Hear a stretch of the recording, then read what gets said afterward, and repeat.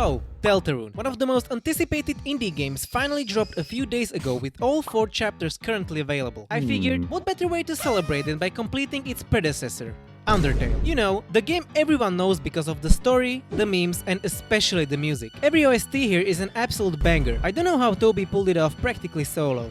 Anyway, I'll be playing as fast as I can to see what time I can get. The game's actually pretty easy when played properly, so let's not waste any time. Our run begins by naming the fallen human. That's a nice name, I think. Right away, we meet Flowey. Not much of a friendly guy since he tries to kill us immediately after meeting him. Thankfully, Goat Mom shows up and saves us, letting us continue safely. We follow her into the ruins, where we earn our first trophy and go through some basic tutorial stuff, pulling some levers and fighting a random dummy. Fighting will be our second nature this run because our goal is very simple: eliminate every monster. The fastest path to platinum is by fighting everybody. We only spare one specific enemy later. We grind encounters by walking through the same 2 rooms until no more enemies show up. Yeah, we're basically the final boss of this playthrough, killing literally everyone. Pushing a stone onto a pressure plate opens the next area where we walk across a fragile looking path. Of course, we already know the route, so no falling today. After finishing off every enemy in this section, the game gives us a creepy message saying how no one showed up.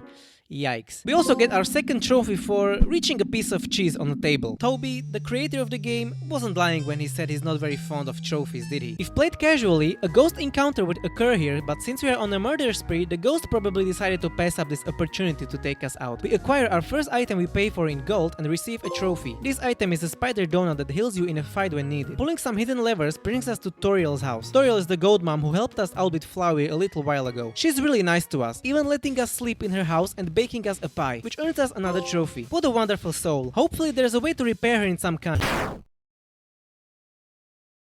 Well, at least she doesn't have to pay property tax on her big-ass house anymore. The next location we find ourselves in is Snowdin. Here, we meet arguably the most iconic character in the game, Sans. I mean, he's a cool skeleton in a jacket. What's there not to like? We also meet his brother Papyrus, which earns us a trophy. On the next screen, we find a box where we can store items if needed. Surprisingly, there is already an item waiting for us, so we grab it, get a trophy, and equip it. The new item we just got is a tough glove that helps us during fights. After we press attack, we keep smashing the X button to deal even more damage. Really useful. Honestly though, playing this way is really depressing. I mean, we don't even get to talk to anybody and basically everyone's scared of us. At least the snowman doesn't run or fight us, because he's, you know, a snowman. We even ruin Papyrus's puzzles by just walking right past them. We are a complete savage, like, what is wrong with us? I mean, I'm the one killing everybody, so the blame falls on me. My bad. We reach a save point next to a bowl of spaghetti, which rewards us with a trophy as well. Brilliant trophy ideas, I must say. A mini-boss awaits ahead, where we must defeat 2 dogs who happen to be married. They are blocking our path, and we don't play around this playthrough, so unfortunately,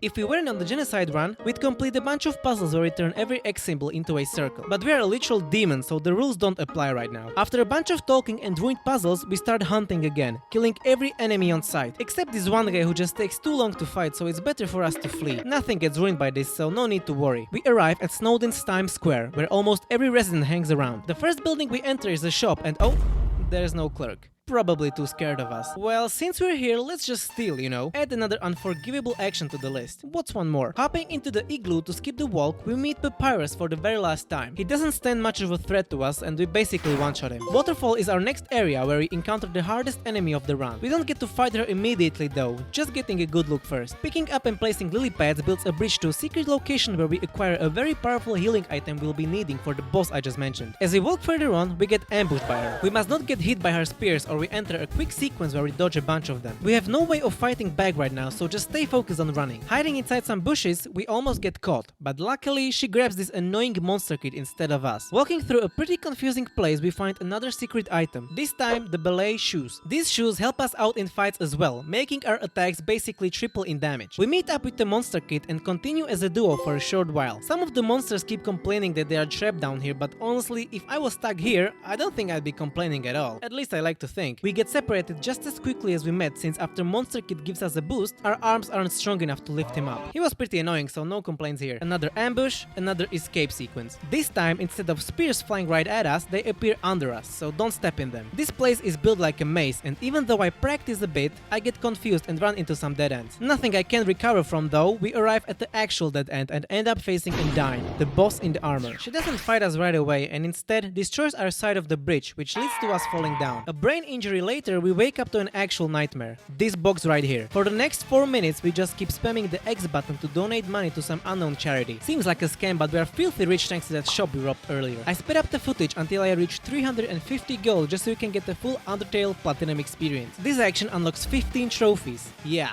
15. That's over half the total trophies if you don't count the platinum. You can really feel the love Toby put into these trophies. After we are done with our charitable endeavors, we beat the shit out of this dummy with our shoes and continue on. Turtle guy here sells us some items that help us with invincibility frames in just about a second, and yes, the trophies are so confused by the donating that they just now start to unlock. We equip our newly bought items and start farming for the very last time. The next part we will find ourselves in is why we collected so many healing items during our time with the game. Every boss we encountered up until now died in one, if not 2 shots. This, however, changes when it comes to Undyne. She is our first and only proper boss that doesn't die in one hit and is actually pretty difficult to beat. She has a lot of unique attacks, like for example this one, where you are supposed to rotate your shield to block some of the arrows. They are easy at first but get really difficult as the fight progresses. Another example is the spear attack, which I had a really hard time dodging. My strategy was definitely flawed, but hey, it worked just fine. I actually died even during this run, but I wasn't looking to restart, so this will have to do. Not like I can get first place on PSN profile, since there are about 3 people who either glitched the trophy or auto-popped it. I'm not sure which. At least I secured the 8th place with about 60k achievers, so not too shabby. We fight Undyne again, and this time I played a bit more cautiously, using my healing items and dodging her attacks. She dies, and we can move on to the last stretch of our playthrough. No need to farm any of the enemies anymore, we jump our way through some jumping puzzles and face another boss, or rather mini bosses. Unfortunately for them,